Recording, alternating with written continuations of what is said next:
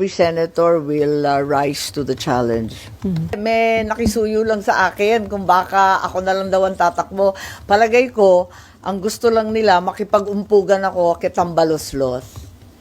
Nakikinig ako sa mga kandidato, di ba? Klaro naman na si SP Cheese tatakbo muli. Klaro naman na si former SP Tito Sen nagre-recruit din. Lahat sila nangangampanya. Nakikinig ako. Pero para sa akin, tulad ng sinabi ko noon, dapat may klarong plataforma. Talaga bang ipagtatanggol ang ating budget? Yung paglulustay ng bilyon-bilyon ng 2024 na lumalapan noong 2025. Mauulit ba yan? Kasi nagpalit kami ng SP. Para sa akin, bumoto ako sa bagong SP dahil sa nangyari sa 2024. Yung pala, mas grabe ang mangyayari sa 2025 na election year. So, gusto ko ng confidence na talagang hindi ito mangyayari.